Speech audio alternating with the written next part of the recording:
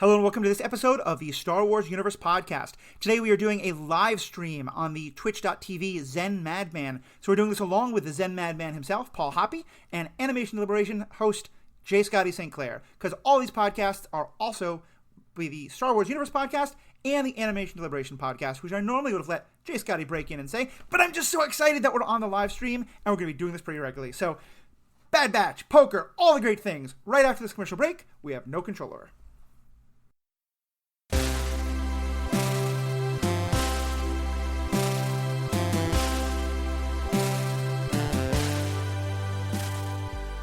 Welcome back. My name is Matthew. We're here to talk about the Bad Batch Episode 8, and we're doing this on the twitch.tv stream of Zen Madman. And so with us today is the Zen Madman himself, Paul Hoppy. Paul, how are we doing today? Excellent. It's fun to, host a podcast one time. And then again, we're doing it on Sunday, so that'll be fun. Yeah. And, the Twitch stream's been going well, and I've been enjoying the Bad Batch, so I'm here to talk about it. Awesome. Paul doesn't know yet that him hosting it means he's doing the sound editing later, but that'll be fun. Meanwhile... J. Scotty St. Clair, how are you doing today? I am one with the Force, and the Force is with me. I couldn't be happier with the way that this season has left us off at the halfway point. Very, very satisfied. Awesome. We're not in total agreement on that, so really look forward to hearing your thoughts on it. Oh, interesting. Okay. And just letting folks who are listening along at home know, we are doing this live on the Twitch TV, so that means that we are probably going to hear feedback or comments from guests. We'll read those as they go. Questions, feedbacks, thoughts, stuff like that. And if you are one of the people watching along, please feel free to jump in, in the chat. Let us know what you think. Give us questions. Give us thoughts. We won't always respond to them immediately, but we're going to try and stop one or two times during this to take your thoughts, take your feedback, make it part of the conversation. So let's just start with kind of the general stuff. Jay Scotty, it sounds like you were a big fan of this episode. What'd you like? Well, I was completely blown away by the fact that the time it was over that it was only 26 minutes long. Like, so much happened in the span of 26 minutes. And the reason I made the reference to Chiwetel Ejiofor, I want to say. I might be wrong on the pronunciation there. Forgive me if I am. But the dark tone very much reminded me of Rogue One. And I've talked about this series a lot. I wanted it to embrace that darker tone that Rogue One did. And maybe we didn't get the exact dark payoff in all the regards that we did in Rogue One, but being the fact that this is a kid's show, it really did do some dark things, and I was just really impressed with the animation, the sound design, the introduction of a certain character, and some of the scene transitions were just really dark and gruesome, especially for a kid's show. So that's where I'm coming from. I definitely hear that. I feel like in terms of animated TV shows, we've for a long time had TV shows that were kids shows that covered some pretty dark topics. I think Batman the Animated Series and Avatar The Last Airbender are kind of like the gold standard of that. Sure. But in terms of Star Wars, I always thought the Clone Wars has some serious content, but it's much more a kids show than either of the two I just mentioned. Rebels, I think, is more like Clone Wars to me is primarily aimed at preteens. Rebels is like tweens, early teens. This feels like it's once again kind of bumped up a maturity level. And I really think, that's something I'm enjoying. Paul, what about yourself? So to that point, I'd say I feel like the Clone Wars does something that a lot of other, initially children's media does, sort of like Harry Potter is an example, where there's 7 books. There's 7 books of the Clone Wars. And in the beginning, things start out kind of light and fluffy and very kind of aimed at a certain age. And then it goes on year by year, and it's like they're still aimed at the same people. Those people are getting older. Yeah, I think it's a good way to put it. If you think of the end of Season 7 of Clone Wars, it's like, that's pretty heavy, Yeah. It's like, honestly, for me, it's like maybe the heaviest moments in Star Wars, in all the canon. And, but, 7, and that was even more than 7 years later, right? Because they took a break. But, I think it makes sense for things that are initially kind of aimed at kids to sort of progress in a way, right? Where people can actually kind of grow up with them. And I feel like this show does that. This show kind of, to me, picks up where the Clone Wars left off, which is more of an adult show or more of a, later teen or whatever, than certainly darker than the early Clone Wars episodes, And I enjoyed this episode. For me, it reminded me of Mandalorian, particularly season 2, so many of the same story beats. Yeah, like spoiler alert, like they took Grogu. I mean, they took Omega. That's fair. That's totally fair. And like, there's like a shootout, you know, and like the whole thing is like a found family kind of story. So definitely feels very similar. We already have a couple of people in the chat, including Supreme Leader Ashley Coffin of the Stranded Panda Podcast Network, who's reminding us that Loki's influence can be found in all things because he's here to break the chaos, and is wondering if kids have died yet. But it's a good moment that if some of our listeners maybe haven't seen the show but just want to kind of get briefed. Can I call on one of you, give kind of like a quick plot summary? What actually happens this episode? Yeah. Oh, why don't you do that, Jay Scotty? Sure. So, right off the bat, we get the reintroduction of Crosshair, and we know that he knows that Clone Force 99 is on Braca, so it's going to be him taking a squad to preferably recover the squad because they are still a profitable asset, according to the Kaminoans. So, we pick up on Braca, we still get the found family growing a little bit closer, especially after some of the dark things that happen between Omega and Wrecker in the last episode. They get a nice heartfelt moment where he gets to train her in disarming a smoke bomb, and from there it's pretty much full on out. They are aware of this incoming assault, and it's pretty action heavy from there. I mean, as you mentioned, we get not only just the shootout, but we get to see how ruthless Crosshair's willing to be. He's basically willing to fry his family in the ion engine there. He gets pretty wrecked from it.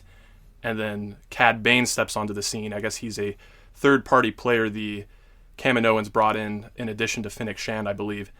And he is able to incapacitate Hunter in a big way and make off with Omega. So that's kind of where we leave off, wondering what's going to happen with Omega going back to the Kaminoans and just how exactly are Clone Force 99 going to rescue her, as well as how is Crosshair going to fit into the mix with all these different players now.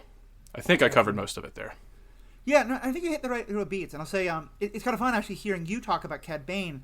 Cad Bane is a huge character from the Clone Wars and Rebels TV show. And actually, sorry, I want to get your thoughts on him since because you didn't have that background with him, right? Was this the first time you've seen Cad Bane?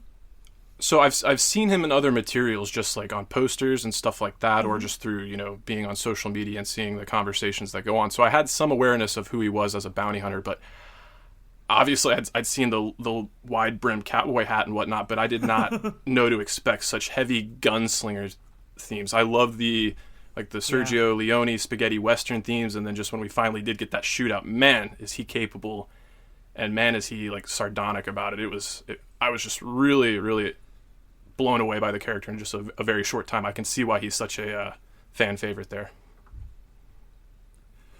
Yeah, I think that's great for me to hear, because every time they bring back something that is like a favorite of mine, I definitely have this moment of I am so happy about this. I hope we're not alienating everyone else. And I feel like this team so far, they're doing a really good job of that, of balancing, because, it's funny. We had a moment where we're looking to see him, and through both of those two shows, the Clone Wars and Rebels, there are two characters who really represent the kind of scum and villainy, bounty hunter, smuggler world who we see constantly. One of whom is Cad Bane, the other of whom is Hondo. I was definitely hoping it was Hondo at first, because Hondo is probably my favorite animated character they've ever made. I feel like in this series, the characters who show up from almost every episode seems to have a reference to some character from some other piece of Star Wars, but they don't feel crammed into me. They feel it's a bounty hunter would show up. It's this bounty hunter. Another bounty hunter showed up earlier. It was Fennec. They come in they show up in organic spots. It doesn't feel really super oh, okay, sure, it's that person, which sometimes you see in a lot of fiction. It's why is it this person, and it makes the universe feel more connected to me, but not artificially so. I think that's very much how I feel, and just Scotty, I'm so glad to hear that for you, you can really still enjoy this character, because every time someone like Cad Bane, who's a total fan favorite, shows up again, I'm always I'm so thrilled. I hope this isn't totally alienating the folks who haven't seen that. And it seems like they're doing a really good job. And I'll acknowledge, when Cad Bane first showed up, there's kind of two characters in the Clone Wars Rebels universe, who really are sort of like our two main people from the smugglers, bounty hunters, scum and villainy kind of world. Cad Bane being one, the other being Hondo. And they've kind of done a great job of it sort of being like, when you want the comedic bad guy who you love but you hate, and he'll always pull one over on you, but you're always sort of like, that's just Hondo being Hondo. Hondo's a fantastic character for that. And then when they want the like, no, actually, this isn't fun and games. This guy will kill you, kill your mother, and then steal your hat and walk away with it. Because there's a great scene where he gets that hat. It's fantastic. Interesting. Cad Bane's your guy. And there was a moment where I thought it was going to be Hondo coming to rescue them. And I was like, yes, no. Okay, no, it's the hat, Cad Bane, perfect. And in some ways, like, if there's going to be that one person who's going to be the, like, nope, this is the one person who can make things even worse, Cad Bane's perfect. And I agree with you. That whole Western thing, it was... I don't know how they did it, because I look back and I think back on it, and I'm like, how was that not ridiculously cheesy and overdone? I mean, Paul, you're talking about Mandalorian. Like, I think that's a more, like, straight up Western thing, like with the music and all we've gotten, even in Mandalorian. Yeah. But it was so well done. Yeah. But it was so well done, especially because, to me, the fact that he outdrew Hunter. You know, the one who's been shown to be, like, the fastest, the quickest, the one who never, like, not quite the shot that Crosshair is, but the always there.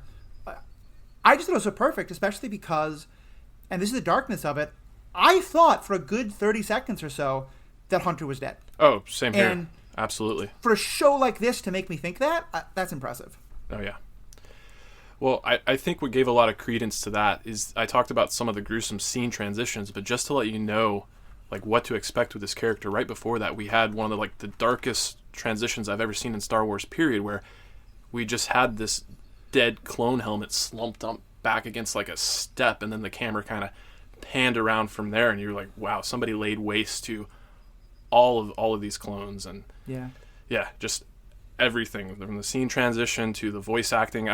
When we did our live watch on Scener, there was some questions about whether or not it was the same voice actor from the Clone Wars, and I have to imagine it is, with the consistency the series has had so far. That makes sense. Do you know for a fact if it is? For Cad Bane, you mean? Yeah. I think the voice sounded a little bit different to me, but also the actor has aged probably 10 or 15 years since I last heard it. Okay. If someone can look that up and let us know, that'd be great. But I think it was the same actor, but I'm not positive. Okay. Another thing that to me got to the darkness of this is, we talked about this a couple episodes ago. I'm not sure, J. Scott, if you were on it for that one. But we talked about how, for the most part, they've done the kind of Agents of S.H.I.E.L.D., Avatar, Batman-y kind of thing, or Daredevil kind of thing, of there's a conceivable world in which our heroes haven't actually killed anybody, in which they're all using, like, stun settings, and they're fighting their fellow clones. Wrecker threw soldiers out that window into that 200-foot drop. Like, there is no... I mean, yes, like, Cad Bane killed people, but Wrecker flat out killed people. Right. I think Hunter did as well. And it's in the heat of the battle. I don't think there's anything wrong with them doing that. But it was like, okay, that's again a level of darkness here, because they're not droids, they're not clones, and, like, we talked before about how I think droid life and clone life should be honored. But these are straight up stormtroopers, and they're killing them. And, our heroes do that all the time, but I still thought I was like, okay, we're crossing a line here. Not to mention Omega did that.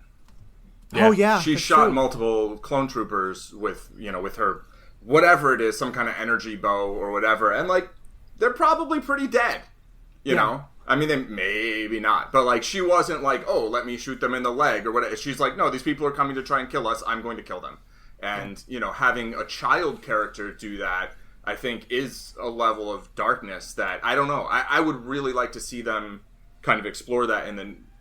Not the next episode, because she's probably not going to be, like, chatting with the Bad Batch much in the next episode. But there's... Wait, what's this Boo not killing? There was killing. There was lots of killing. We're getting trolled in the chat. Pleasantly trolled. But, yeah, so it was, I think Corey Burton voices Correct. Cad Bane, and also did reprise the role in this, who also voiced Count Dooku in the series. Oh, interesting. Yeah. Oh, nice. Cool. That's awesome. I did not know that. Yeah. Nor did I. And also, kind of on that same line, I think we sometimes wondered, like, since the clone soldiers are firing like these blue lasers, there were some questions about like if they're always firing stun settings or whatever. I think now that we've seen again that the stun setting is that like circle thing from A New Hope. Yeah. Right. I think it tells us they're firing live fire, and certainly as you were saying, Paul, Omega's bow that doesn't have a stun setting. That's just like firing lasers. So for sure. So let me start with where I admit I had kind of built myself into hoping that this was going to be the episode where we did kind of look back to see what's been happening on Coruscant.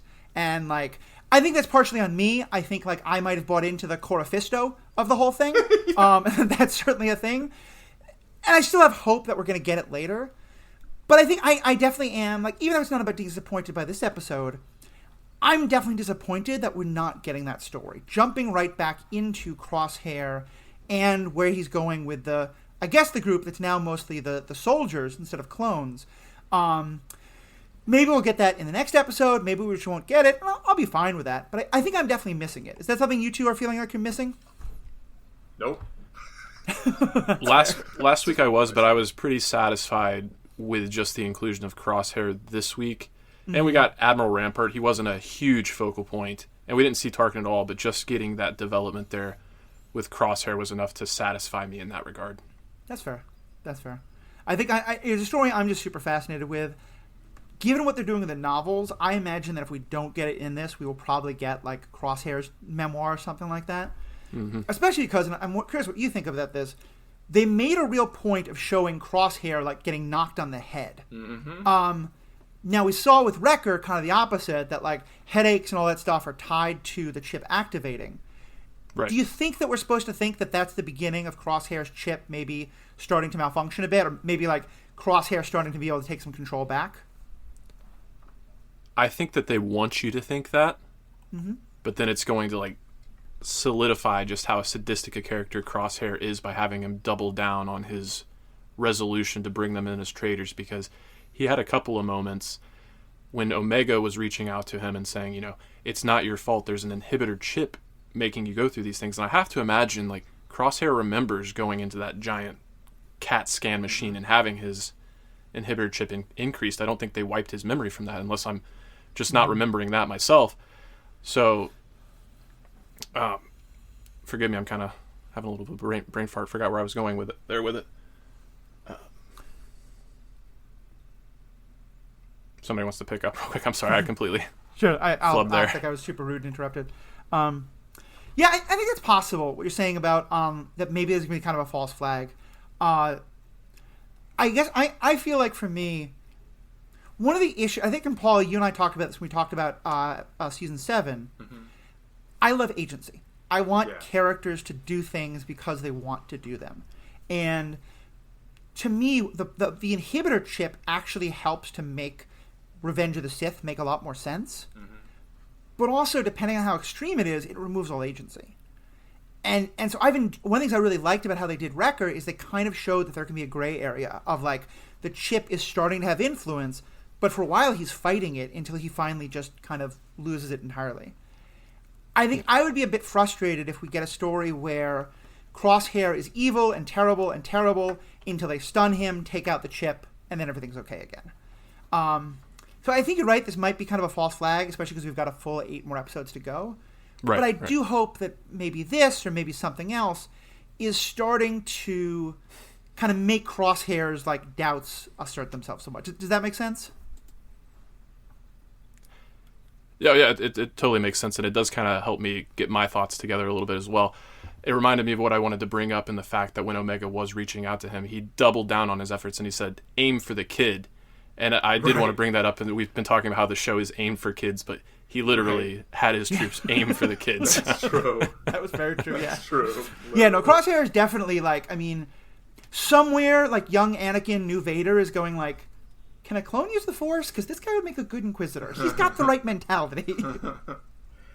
So I have a lot to say about all of that. The whole Coruscant thing, like, I just don't think this is that show. Mm-hmm. And if it is cool, I'm happy for you. But like, I'm totally good with it not being that. That's not what I expect out of it. So I think that I think a lot of it is like what our expectations are, right? Yeah. And so I can see how having those expectations and then having them not met would be frustrating. But I think they're going to give us like little bits of stuff of what's going on kind of the Empire end. But mostly, I think we're going to stick with the Bad Batch. That said, now that Cad Bane has Omega, I guess we'll probably see some there, but that's not the same as if, Crosshair and company had captured her. I totally agree about agency. I think it's much less interesting when characters are just mind-controlled all the time. I think it can be interesting if a character is mind-controlled, does a whole bunch of bad things, then gets like or things we think are bad, right? They think they're good. Somebody does. Right. Then they get that mind control broken, but maybe they dig in. Sometimes people make a mistake. They know it's a mistake, and then someone's like, "Hey, that was a mistake. Don't do that." Like, and then they're like, "Well, whatever, I did that," and they like make it part of their identity, even if. I guess in reality we don't have like mind control literally, right? But we do have people who act under the influence and persuasion of other people and often kind of entrench themselves in that position. And I think it's hard to dig out, without getting like too political overtly. Like if there's somebody who's very influential and like you end up kind of following them down a certain path, it can be hard to like tread back, Right. And I could see, I would enjoy seeing a story where Crosshair does get free of the inhibitor chip, but is like, whatever, I'm still going to kill you all, because that's what I think we should do. I can see that, especially because like the dynamic between the group was always sort of like a loving family, but also in that like 5 brothers who show love by like punching and insulting each other. Right. And if I was Crosshair and suddenly I realized that and I thought, if I go back to the gang and like, sorry, oops, my bad, but not my fault, I'm with you, Wrecker's going to give me a whole bunch of shit. Tech is going to be like, they're all going to be like, see, we told you, we were right, you were wrong. Exactly. And Crosshair is such an ornery son of a bitch to begin with. Like, that's not what he's into. So, I don't know if they'd give us that story. I think it's possible, and I would love that. Yeah. And I'll just say also, to be clear, it's not that I want like 50% of the show on Coruscant and 50% with the Bad Batch. Sure. It's that I don't think I wanted it to begin with, but because they did give us those scenes of Tarkin and Crosshair like deciding if they should have the clone troops, I felt like they just gave us enough of a taste that I'm like, just give me a few more bites of that story. Mm-hmm. But yeah, because you're right. I want this to be the Bad Batch story, not the Coruscant story. But I think that's just where I'm coming from there. I get that. I think they could have had like an extra minute or two of before they sent the I guess the commando group, right? There's Crosshair and then 3 or 4, and now there's 3, right? He done shot one of them, but like, not clone troopers. But I think the rest of the stormtroopers, most of them are still clones, mostly because if you have the captions on, it says, when somebody gets thrown off a thing, it says clone trooper in brackets screams or whatever, like. So the attribution of the dialogue seems to still be to clone troopers. Were you watching in Spanish or another language? I was going to ask what language. I was watching in Spanish. Because I don't think they're doing that in English. And there were numerous moments where I No, there were the English clear. Captions. Because I was too lazy to change them. Okay. I wonder if that's then they're showing those captions like different. Like if it's different when it's a like English translation versus like I don't know why it would. No, it's the same captions. Because I didn't notice that in the captions. Did you, J. Scotty? I did not notice that in the captions, but I do think they did a good job. If you were listening to it in English, they had the one voice actor in particular. Her voice stood out from her appearance. She was one of the kind of naysayers alongside the conscripted soldier that Crosshair ended up getting taken out. I do have a large truck here, so I apologize if I got a lot of background noise. Give me 1 second. I'll just kind of say that again one more time. I did not notice that in the subcaptions, but if you were watching the show in English, I think they did a really good job with the voice acting, making them stand out. There was the one actress in particular who showed up in, I think it was episode 3. She was one of the conscripted soldiers that was a bit of a naysayer, but not the one that got shot. I recognized her voice in particular. Mm-hmm. That makes sense. And one thing I did want to bring up, sorry to just kind of jump in, but we were talking about how you wanted to see those things on Coruscant. I don't think you're wrong for kind of itching and wanting to see those things. I think they very much did set that up as part of the show. But in my live watch, one of the interesting speculations we got in regards to Omega is the fact that she has been taken, and we got it reinforced the fact that the Kaminoans find her extremely valuable. So we were kind of speculating going into the back half of the season, are we going to get revelations that she has some level of control over the rest of the clone army, or can maybe supersede the inhibitor chip or something like that? So I wonder if that story is going to come back in a big way in regards to her character. Yeah, I was having kind of a similar thought, because it did seem like, at first I thought she was just like super clone, and so the thought was, well, the Empire's going to cancel our contract, but this way we can get a sense of like, oh no, buy this kind of clone instead. But the way that they were talking in this, right, I think the Kaminoans have to know that they are now on very thin ice, that they are now the definition of a loose end that the Empire might want to tie up. And yeah, the fact that they're thinking of like, the project, which is clearly Omega, as the solution to that. Yeah, I like where that's going, and I am excited to see more of like what's happening with the Kaminoans and how that plot ties out. Yeah. Yeah, I mean, in the beginning, I was like, what do the Kaminoans want? Like, why do they want Omega so much? Like, they refer to her as their backup plan or something, or their emergency plan or something. And it's like, well, what's one clone gonna do for you? And I don't know. I suppose we shall see. Right. And I think the Kaminoans are in the show, the Clone Wars. I don't think they show up in Rebels, which might be an interesting thing as well. That might be a little bit of a hint. Because Rebels is set after what we're watching now. But in the Clone Wars, at least, they're very much like, they don't care about the Republic, about the Sith. They're not political. They're just war profiteers.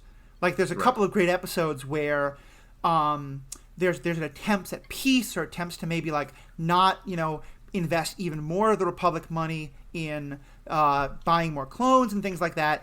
And the Kaminoans basically like pull a lot of strings and do a lot of like shady things to try to keep the war going, just to sell more clones. And I do at least kind of hope that they stay with that. Like, it'd be kind of fun to learn something new about the Kaminoans, but I sort of don't want them to have some like big agenda of their own one side or the other. I want them just to keep making money, and that's their hope, and and also now like to cover their own asses. Survival, right? Yeah, exactly. Which is also very legitimate goal. Right. Do you think we're going to get some time now with Cad Bane and kind of like the scum and villainy of it all? I certainly hope so. Like I said, just having very little exposure to the character, 5 minutes that we got with him here, I can't wait to see more. So I'd be pretty delighted if we got to spend an entire episode with him, if not maybe a couple episode arc. Yeah. I think we'll definitely spend some time with Cad Bane. I would imagine he'd go straightly back, go directly back to the Kaminoans with the bounty, Yeah. But sure. so I think the next episode will feature Cad Bane, and that'll probably be his arc in this series. I think it's probably true. But I look forward to it. I enjoy the character a lot. Yeah. He's a great character. I'm looking forward to him. I only bring it up because I think one thing we've talked about before is how great it is to watch the Republic become the Empire. And in the shows, at least, I think, for the Cad Banes and the Hondos of the world, the Republic was basically Gotham. Like, in theory, there's these Jedi running around trying to do things. But if you've got a criminal mastermind plot, go have fun. Like, in the Republic, there's almost nothing holding you back. It's right. Gotham. And which is also fitting, because actually Cad Bane would make a fantastic Batman villain, but that's a whole other story. Yeah. But I would love to see the Cad Banes of the world dealing with, like, oh, damn, like, this is, like, they care about us all of a sudden? Where did this happen? This is not okay. Yeah. Now, just speaking on the scum and villainy of it all, there's a character you brought up a couple times, Hondo. Now, I'm not as familiar with him, but I have to wonder, talking about just being familiar with some of the imagery and like promotional materials, is he the same species as Cad Bane? Is that why there was the potential for that confusion? Because I do think I remember seeing, I want to say that species might be, and I might be confusing this with Thrawn, but is it Chiss? Am I wrong there? Chiss is Thrawn, so okay. He's not that. Hondo he looks more kind of like leathery reptilian. He's a weak way. Okay. He's a weak I way. see. I know what a on weak way. Tatooine a couple times. Gotcha. Whereas Cad Bane, it's got kind of the skin beard, right? The like, sort of the kind of tentacly things hanging from his chin that seem to be like fleshy, but Cad Bane's a Boros. That's kind of the bluish skin, and I feel like we've seen him at least once without those things plugged into his face. So I'm pretty sure he doesn't actually need them to survive. They just, I'm not sure if they just help him some way or they make him look more badass or whatever it is. Okay. But yeah, it'd be fun to kind of explore that some more. I kind of feel like now that we have Cad Bane, I don't think they can also give us Hondo. I think it would feel just a little too much. Especially because Hondo is he's a fantastic character, but he's much more of like the zany criminal than the actual scary criminal. Gotcha. Because he's the person who, like, 9 times out of 10, you agree to work with Hondo. Hondo first screws your plans, then you stop Hondo and you make a deal with him to work together against someone else, and Hondo promises you 8 different ways that he's going to help you, and in the end he screws you over. But he's helped you, but he's also run away with, like, whatever it is. And it's always that, like, it's always in that, like, there goes Hondo again, instead of that, like, oh god, Hondo's going to kill us. Not to deviate too much here, but have you guys seen the recent Mortal Kombat adaptation? I did, yeah. Is it fair to say he's like Kano then? He's sounds like a bit like Kano. Sort of like in terms of where he fits in with plots, kind of, but not in terms of like motivation and demeanor. Yeah. Okay, gotcha. Yeah. I will say that I could see Hondo fitting in very easily in like Sid's sphere of influence. I think we could see Hondo show up somewhere there. You know? I think it's definitely true. Definitely true. Gotcha. Yeah, I think I actually thought that at one point. We're talking about Hondo. So looking back, just look through some of the feedback we've been getting.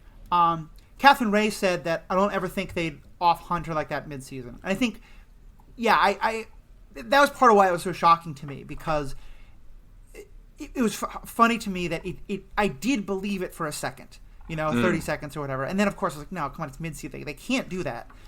But I definitely was having the moment in the middle of, like, they can't do that. Can they? Like, it definitely sort of clicked for me that it was a possibility. Did both of you just think, like, of course he's okay? No, the way they did it, like, just setting up the duel with, like, so much anticipation and the way it was over so quickly, and he just drops and Omega's immediately over him, I was completely convinced he was gone. And I do talk about, how high I am on this episode. When we got the reveal that he was not dead, I thought it was what's the word I'm looking for? They did pull the punch there a little bit, but I was completely over it by the fact that we got a really interesting just point of view with him having the medical helmet on and having difficulty breathing and just being carted onto the ship right there. I thought that was really well done. So that was a great shot. Made me come full circle. Yeah. Apparently their armor is good for something, I guess. Right? I think it is now quite literally plot armor in that it is exactly as good as the plot needs it to be. Yeah, exactly. You need it to make a laser bolt not be lethal? Great. You need it to be completely useless against a rock to the head? Right. I think a motorcycle helmet would have done those stormtroopers better on Endor. Right. That would have given more protection.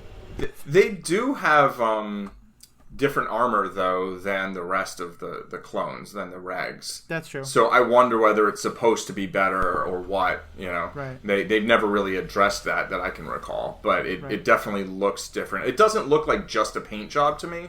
Mm-hmm. It looks like it's a little different in function as well. Well, and here's kind of an interesting thing. One thing they've established already is that the Empire is trying to cut costs. Right. One reason why they want regular soldiers instead of clones is that they've specifically said regular soldiers are cheaper. And certainly we don't have any evidence of this in our own world, but, for a government like that to want to save costs by not giving its soldiers the armor they actually need to survive in the field, but just giving it an armor that looks good and doesn't really stop anything, like that's actually completely believable. I don't even know if they're attempting to do that, but that would be canon. That would help explain why the Stormtrooper armor is so damn useless. Cannon fodder cannon. Basically. Yeah, there you go. Yeah. Just on the subject of how unique their armor is, it's something I wanted to bring up a couple of times, but there's just never a good opportunity for it. But I really appreciate the fact that with Echo's helmet, it's been like cut out in the back to accommodate his whole Lobot cranium structure there. So I love the attention to detail like that and the visual fidelity there. It's awesome. I love it. I actually haven't seen that, so that's awesome that you bring that up. Yeah. What else did you notice about the animation this time for either of you? Well, we got a lot of scenes that were pretty darkly lit and a lot of flashlights. And again, I've talked about the particle effects, but just the lighting. Like, there were many times, especially the ones that come to first to mind is when they realized that they were being tracked by the Scrapping Guild. There were a couple of times where, these are fully helmed characters, and when they turn and just looking at the way the lighting hits the cloth and whatnot, there were a couple of times where you could have told me like that was practical, and I would have believed you. It's just incredible. Yeah, the lighting's so good. When like the ion, the engine like starts to ignite, right? Just the look of that, but also the way everything's illuminated by that, and that's a light source that's changing, and how Crosshair and everyone outside looked when it did fire, when it did go on, and which to their not benefit didn't go exactly how they planned it, but the look of all that, and overall just the environments I just think are so well developed. There's so much detail, and I think it's just really visually well done. And again, actually, when Hunter goes down, I did not think Hunter was dead. I entertained the possibility, but I was like, they're probably not going to bump off this character. Like, my first thought was like, oh, he got shot. Of course he got shot. And I was like, I wonder if he's dead. He's probably not dead. It's midway through the series, but that would be a choice. It is called The Bad Batch. It's not called Hunter and Friends. It's also not called The Bad Five or anything like that. Right, exactly. And I mean, early on in the series, I was like, they might just bump off like one of these characters every few episodes or whatever, and this story is about how there's none at the end. That's a possibility. It doesn't feel like that's where they're going to go. I feel like they probably would have killed someone off earlier, but this would have been a very kind of Joss Whedon-y thing to do, of like, oh, let's kill someone off in the middle of the first season so people know we're serious, and then anytime someone's in danger, they always know that they're like really in danger, that we could bump off any given character. I think that is true, especially because now the flip side of it is true, that as Catherine brought up, you were surprised to think that, like, Catherine was saying, like, she didn't think that they would kill off Hunter at this point. Right. To me, the fact that they didn't in this moment tells me, like, now, maybe I'll be happily surprised at some point. It sounds like I really want death. Supreme Leader Ash is absolutely influencing us. Already, I made a comment about Mephisto, because Supreme Leader Ash's influence, like, it's just all terrible. Please keep coming to our live watches. But yeah, I think I feel like now that Hunter didn't die, it's now going to be like very hard for me to ever believe that someone's in that actual kind of lethal danger until we get to the last episode or two. Because then I think it's entirely possible. Yeah, it makes the next number of episodes feel more like a cozy, where you're like, they're probably going to be okay. But I brought that up not just because I wanted to comment on it, but also I totally agree, Jay Scotty, that the way they handled it wasn't just like you were looking at Hunter from the outside being like, oh, I don't feel so good. Like, having that perspective made it feel more real, and it made the stakes feel like oh, he got shot and he's fine. It didn't feel like that. Whereas if it was just an external shot, it would have felt like that. Here it was like, oh, he got shot and he is messed up, and the situation is deteriorating rapidly, and it made you feel getting shot in a way that I think which I'm sure that's not exactly what getting shot feels like. Having never, done that, I don't want to undersell the actuality of getting shot, but it did give a feeling, right, that would have been lacking if we just saw from just like some, vanilla angle from the exterior. Right. So we don't have too much time. Partly we have a hard out at noon. This is going to switch over into Paul's poker podcast, which I strongly recommend people stick around for. We'll do a little bit of promo before we end. But my final question is, do you think there's like, here we saw Crosshair be like, yeah, let's kill the kid. That's the first thing to do. Is there a line, and if so, has it already been passed, beyond which you think Crosshair can't be redeemed anymore. Like, it, and maybe because of the mind control thing, like, it doesn't exist, but, like, even, or from the Bad Batch, do you think there's a line where it's like, we just can't welcome him back anymore? The bond between them has been too split, or does the existence of the chip make that impossible? It's an excellent question. And just off the top of my head, I would think that the one action in terms of, like, his former brothers, or I guess they still are his brothers, you know. I think if he were to, and heaven forbid this happens, but if he were to take out Omega, I think that would be like the one unforgivable action to that family. That's what would bar him from ever being a part of that family again. Yeah, I think if he successfully killed any of them, it would be close to a hard, like, we're done. But at the same time, I think more so if they get their inhibitor chip removed from him and then he turns on them or tries to kill them, that's where I think there would be a line. Because I do think as long as he's mind controlled and they know he's mind controlled, they know he's mind controlled. And it's like, how can you actually hold a person responsible for something that they didn't do, somebody else did through their body, essentially, right? It was someone else's will. Yeah. Sure. And I will say on that note, one of the things I didn't want, but that I thought was very possible, is, like, from Omega's perspective, I think it would have made total sense for her to be like, Uncle Wrecker betrayed me and turned on me and tried to kill me. And intellectually, I can know that that was the chip, but on some level, I'm just now scared of him and I don't feel safe with him anymore.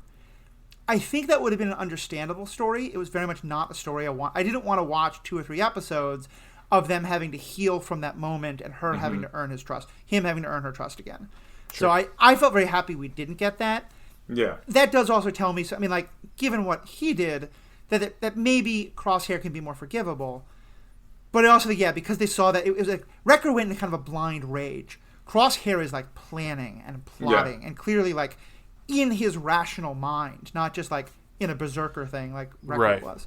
So, we'll see. I hope not. I mean, I do hope that they do get the gang all back together again to some extent, because I think Crosshair's sort of like orneriness makes a good counterpoint to everyone else, but we'll see.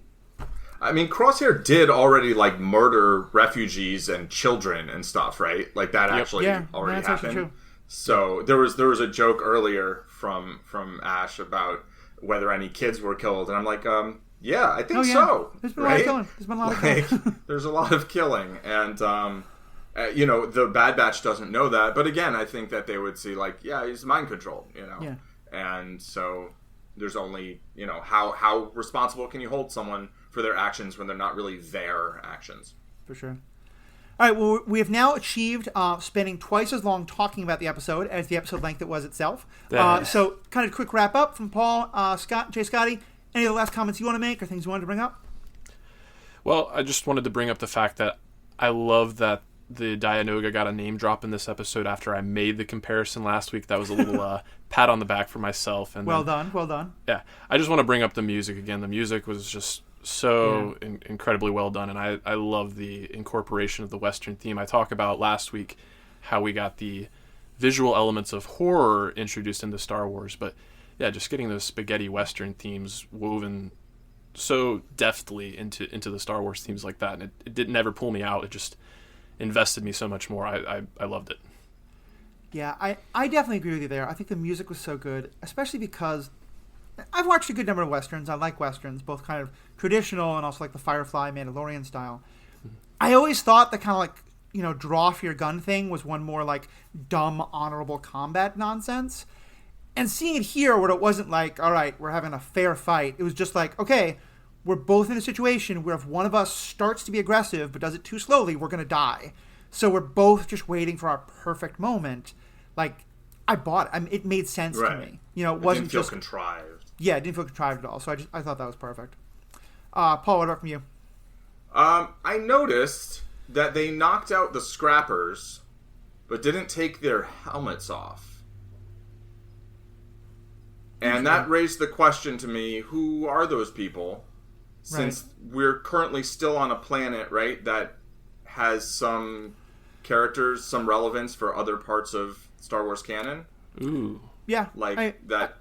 I think they would, because this would still be like 3 years after, 3 weeks, 3 months after some period of time, yeah. Cal from the Jedi Fallen Order has just crash landed. I think he's still pretty young. I don't think he would be one of them.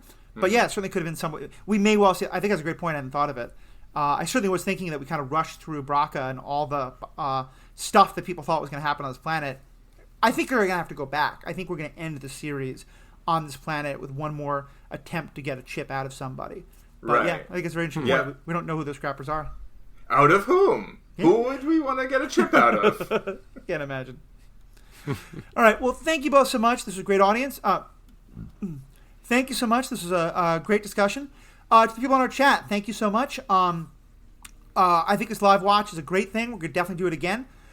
We're going to bounce back and forth a bit, depending on what's happening, as to whether we do this on Paul's stream, which is this one, Zen Madman, or my own, which is the Ethical Panda. So whether you're listening at home or you are watching along with us or anywhere else, one of the best things you can do to support all the things we're doing is go to twitch.tv and just search for Zen Madman and then later the Ethical Panda.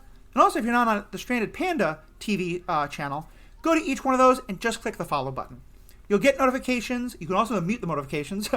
So you can follow us and know what we're doing, or even if you just want to support us. If we can, Paul has just gotten to 50 followers. I'm trying to get to 50. The more followers, if we get to 50, we can start turning this into, generating the dollars, probably like $1 at a time or so. But it'll build, it'll come, and it's going to make it so much more possible for us to bring you much more of this kind of content and to do it live and to do it in all these kind of great ways. So please do that. Check out all 3 of those great twitch.tv streams. Jay Scotty, you're obviously here from another great Stranded Panda podcast. Tell us about what's happening on Animation Deliberation. That's right, Animation Deliberation. We're the podcast that takes action, animation, and cartoons seriously, but not too seriously. I want to give a shout out to my co-host there, Zuhair. He has been able to hop onto a couple of episodes of this coverage that we're doing, but he's always got some great insights, and we have recently resumed our coverage of Young Justice Season 2, Invasion, so give us a listen there. We're still a new show, so if you wouldn't mind giving us a review and supporting us in that way, it'd be tremendous to our growth. So thank you for this opportunity. I love being part of the Stranded Panda Network and getting to hop on streams like this and do stuff with some of you guys that are a little more experienced than myself. So always appreciate the learning experience and having these great conversations. Yeah, well, thank you. I love having you on here. You see things in the animation that I would just never see. And I love your comments about Star Wars in general. But also, as I said, having the voice of that person who just loves these stories but hasn't seen all the back stuff, I think is just so interesting because to me, I want this show to be accessible for everybody, in that kind of way. And so I love that you can bring that perspective. I know when it comes out, you're going to be doing episodes on the new He-Man, Masters of the Universe, that Kevin Smith is doing. I'm so excited for that show, and I'm definitely going to be, if you guys are doing live watches, whatever it is, I definitely want to be a guest at some point, but mostly I'm just so excited to hear you guys cover that. So definitely check that out. Subscribe to the Animation Deliberation podcast. And Paul, what about you? What are we going to have in just a couple minutes on here? So I'm going to stream poker in a few minutes every morning at 10 a.m. Pacific, noon Central for the Central Pandas, and 1 Eastern, yada yada yada. You can actually subscribe to my Twitch channel now. I believe it's if you have Prime, I think you just click the thing, and then some money goes from Jeff Bezos to me. So I'd probably end up paying taxes on it, whereas Bezos won't. So, there you go. So right? Not only are you helping us, you're helping America, which actually for many of us is a disincentive. But still, patriotism.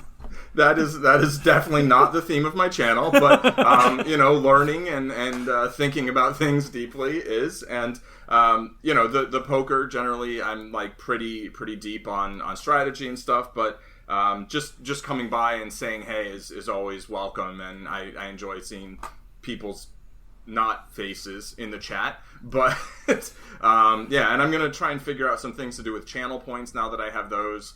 If anybody has any suggestions for what they like to use those for, feel free to make them.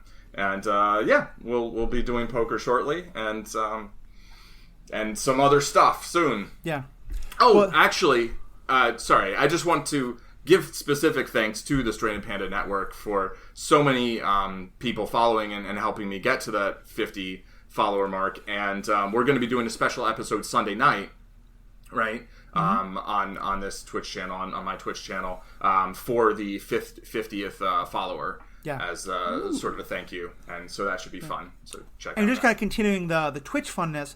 That's not a word. But we're going to do that episode. We're recording that at 8 p.m. Central, 6 p.m. Pacific, and we're going to do that on my Twitch channel, The Ethical Panda, which will then roll into my poker podcast starting at 9:30.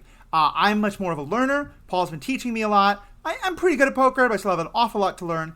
And what I've been doing is I'll be playing poker. I'll talk a bit about poker, but then especially I'm going to just be kind of rambling on whatever is a good, geeky, ethical kind of media topic of the day. We've talked about Loki and time travel. We've talked about queer representation.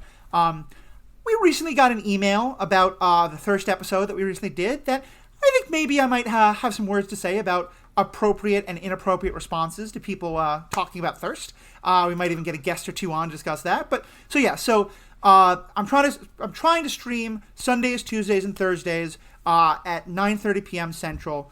Not sure if it's always going to happen those days. Figuring it out, but definitely Sunday, 8 p.m. will be our superhero ethics episode. 9:30 will be my poker podcast. So check all that out. Subscribe to all three of those channels, please, on Twitch.tv. You can turn off notifications. Just follow and not even worry about it ever again. Help us. Or check it out for some great content. Subscribe to this podcast. Subscribe to all the great Stranded Panda podcasts. And the most important thing that I need you to do is have a good day. Keep tuning in. That's TOONIN. I see what you did there.